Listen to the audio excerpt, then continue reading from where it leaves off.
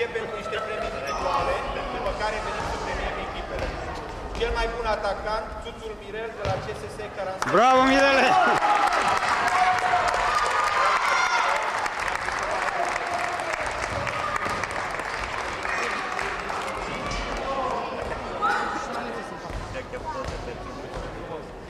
Cel mai bun mijlocaș, jucătorul Tom Șarare și FC Unedoara.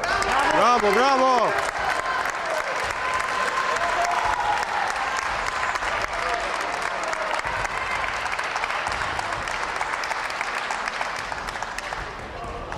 Cel mai bun portar, Ciocan Tudor Ștefan de la ASE Politehnica Timișoara.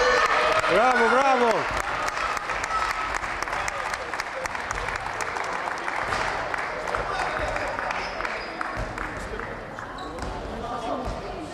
Cel mai bun jucător, jucătorul Ardei, Eduard și Ceafărul Drobeta Severin. E aici? Nu e. De la lui Ceafărul Drobeta Severin. Vine la Rex, vine la Caransebeș, la meci. Alex, a fost Alex aici. Vine la meci la Caransebeș. Locul 6, la faza zonală, fotbal, Academia de Fotbal Gică Popescu. E un reprezentant? Da. Locul 5, fotbal ACS Poli Timișoara. Bravo! Hai Ștefane, nu se ia diploma, mai repede. Normal, sunt plecat acasă. Erau departe. Da, pe cum. Bravo!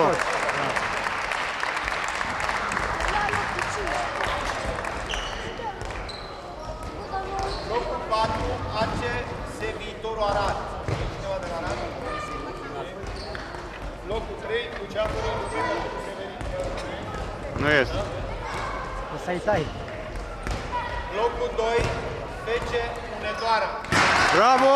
Aici la valori să fim bine.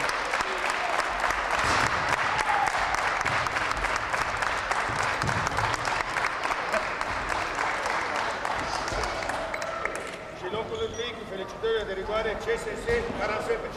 Bravo! Campionii!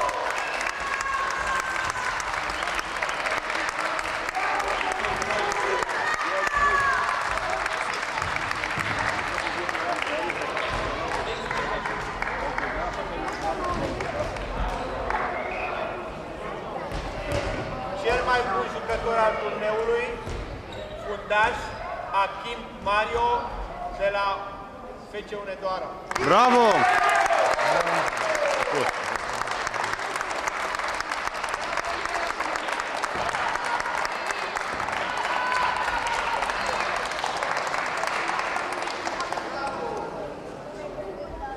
Vă mulțumim pentru participare, vă dorim o zi minunată și campionii așteptăm săptămâna viitoare până cel târziu data de 12, stabilim unde se joacă faza finală pe țară.